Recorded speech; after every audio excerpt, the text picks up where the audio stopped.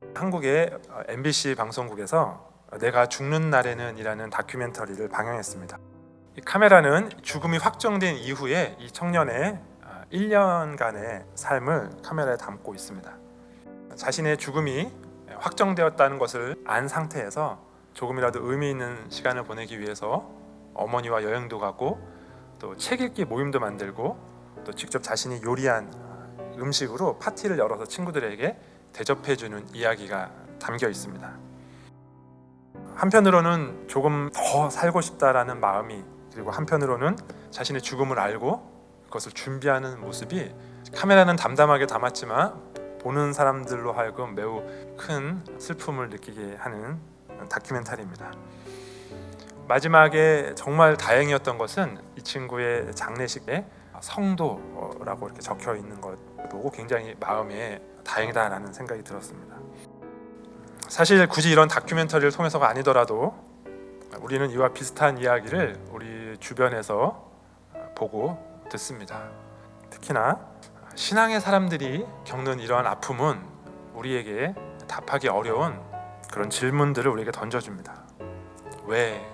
라는 질문이죠. 정말 성실하게 살아왔는데, 참 신앙 안에서 신실하게 살아왔는데 왜 이런 일이 일어나는 것인가요?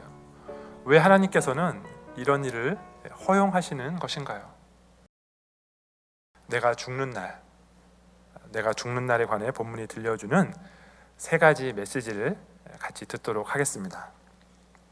첫 번째 메시지는 내가 죽는 날에는 우리가 온전한 평안과 안식의 복을 누리게 될 것이라는 것입니다. 오늘 말씀, 이 7장 말씀은 심판이 벌어지고 있는 중간에 들어가 있는 환상입니다. 두루마리 인을 떼면서 심판이 펼쳐지고 있는데요, 6번째 인과 7번째 인 사이에 하나님의 보호를 받는, 하나님의 인침을 받는 하나님의 백성에 관한 이야기가 7장에 기록되어 있습니다. 7장의 이 전반부는 이 땅에서, 이 세상에서 인침받은 이들에 대한 이야기예요. 하나님께서 그들을 하나님의 심판으로부터 보호해 주신다라는 이야기입니다. 9절부터 이 후반부의 내용들은 천상에서 이들이 평안과 안식의 복을 누리고 있다라는 말씀이 이 주제입니다. 보좌에 앉으신 이가 그들 위해 장막을 치시리니, 장막을 치시리니라는 단어는 요한복음 1장 14절에 말씀이 육신이 되어 우리 가운데 거하심에 라고 말씀하실 때 그 거하심에라는 단어와 같은 단어입니다. 말씀이 육신이 된 것은 임마누엘 하나님으로 우리 가운데 거하시기 위해서이죠. 그것은 우리 가운데 장막을 쳐주시기 위해서입니다. 하나님이 우리와 함께 하시는 것을 보여주는 성막, 그리고 우리를 모든 악한 것으로부터 막아주는 그런 피난처로서의 장막이 되어주신다는 것이죠. 천상에서 우리는 이런 완전한 의미에서의 보호, 안전을 경험하게 됩니다. 우리가 알고 있던 그 선한 목자 되신 그 하나님께서 이제 신약에 와서는 예수님께서 이제 그 선한 목자가 되어주신다라고 말씀하세요. 요한복음 10장 11절에서는 나는 선한 목자라, 선한 목자는 양들을 위하여 목숨을 버리거니와, 이렇게 말씀하십니다. 그리고 천상에서 완전한 의미의 선한 목자의 보호를 우리가 이제 받게 된다는 것입니다. 자, 두 번째 메시지입니다. 내가 죽는 날에 관해 본문이 들려주는 두 번째 메시지는, 내가 죽는 날에는 우리가 이 땅에서 겪는 모든 고통이 끝이 난다는 것입니다. 도대체 이 세상을 살아간다는 것은 왜 이렇게 힘이 드는 걸까요? 인류의 타락 때문에 이 세상이 힘든 곳이 되어버렸기 때문입니다. 그런데 예수님을 믿어도, 신실하게 신앙생활을 해도 여전히 힘든 것은 무엇 때문입니까? 예수님을 믿고 신실하게 신앙생활을 하면 달라야 하지 않습니까? 그런데 여전히 힘든 것은 무엇 때문일까요? 왜냐하면 우리는 이 타락한 세상과 한 배를 타고 있기 때문입니다. 우리가 죽는 날까지 그 영향에서 완전히 벗어날 수 없기 때문입니다. 오늘 본문 16절, 17절 이렇게 말씀하세요. 그들이 다시는 줄이지도 아니하며 목마르지도 아니하고 해나 아무 뜨거운 기운에 상하지도 아니하리니 하나님께서 그들의 눈에서 모든 눈물을 씻어 주실 것임이라. 아멘. 천상에서 줄이지도 않고 목마르지도 않고 상하지도 않고 눈물 씻어 주시는 복이 있다는 것은, 다시 말하면 이 세상에서는 그러한 아픔이 계속될 것이라는 것입니다. 이곳에서는 굶주림과 목마름과 해나 뜨거운 기운에 상하는 일이 계속될 거라는 거예요. 이곳에서는 우리가 눈물 흘리는 일이 계속 있을 거라는 거예요. 예수님을 믿는다고 이 모든 문제가 당장 해결되지 않을 거라는 거예요. 죄와 그로 인한 결과, 그것 때문에 모든 것이 뒤틀려진 이 세상이 계속되는 한 우리는 이 아픔을 겪을 수밖에 없습니다. 완전한 의미에서의 평안과 안식은, 완전한 의미에서 우리의 눈에서의 모든 눈물이 씻어지는 그 위로는 오직 내가 죽는 날에만 주어질 것입니다. 왜 그런 신실한 신앙의 사람들에게 그런 일이 일어나게 된 것인가요? 왜냐하면 그들이 신실하기 때문입니다. 하나님께서 그들을 더 좋은 곳으로 인도해 주시기를 원하셨기 때문입니다. 그리고 이 대답은 우리에게 또 다른 질문에도 대답을 해줍니다. 왜 이 땅에서 우리의 눈물을 완전히 닦아주시지 않으시나요? 왜냐하면 그래야만 우리의 시선이 이 땅에만 머물지 않고 우리의 본향을 향하게 되기 때문입니다. 우리로 더 좋은 곳을 기대하도록 해주기 때문입니다. 우리는 이곳에서는 이 복의 완전함을 경험할 수 없다는 것을 기억해야 합니다. 왜냐하면 이곳은 시작된 천국이지 완성된 천국이 아니기 때문이에요.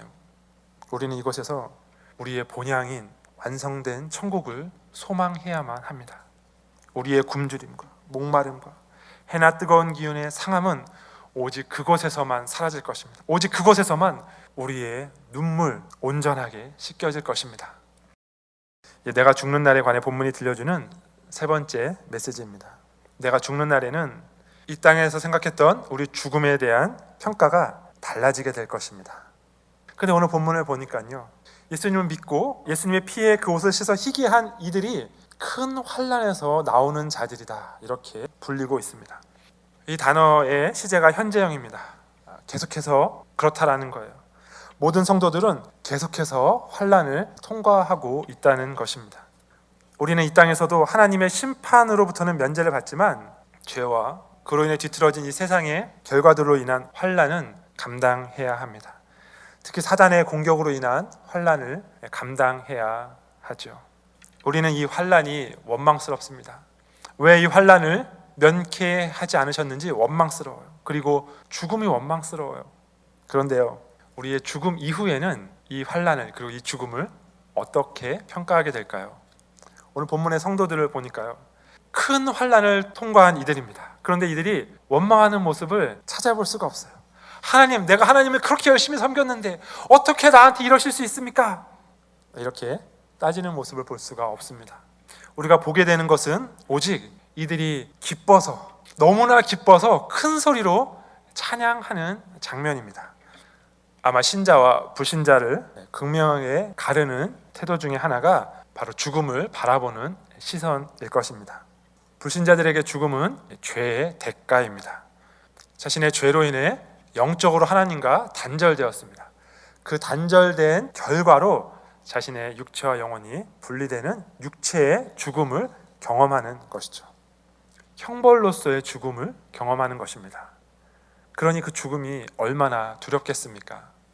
그러나 예수님을 믿고 인침받은 우리는 예수님께서 우리 죄의 모든 대가를 다 치르셨기 때문에 형벌로서의 죽음을 겪지 않습니다.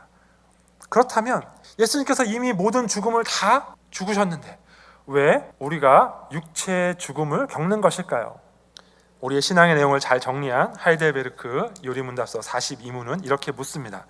그리스도께서 우리를 위해 죽으셨는데 왜 우리는 여전히 죽어야 하는가?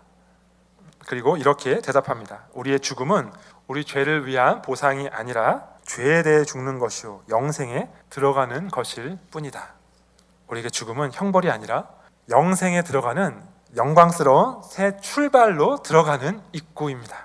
지금까지 말씀드렸던 참된 평안과 안식을 시작하는 출발점인 것이죠. 이 땅에서의 모든 고통과 슬픔과 눈물을 끝내는 영광스러운 문입니다. 이 땅에서 우리는 왜 살려주지 않으셨나고 원망할 수 있습니다. 그러나 그곳에서는 아무도 원망하지 않을 것입니다. 왜냐하면 말할 수 없는 복된 상태를 경험하기 시작했기 때문입니다. 그래서 찬송가 491장은 이렇게 기도합니다. 내 주여 내 마음 붙드사 그곳에 있게 하소서.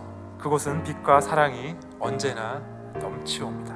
우리가 이렇게 기도할 때 하나님 내 마음을 붙들어 주옵소서. 우리의 마음이 그곳에 있게 주옵소서. 빛과 사랑이 언제나 넘쳐나는 그곳에 우리의 마음을 두게 해 주옵소서. 우리가 이렇게 기도할 때 죽음은 우리에게 완전히 다른 의미로 다가오게 됩니다.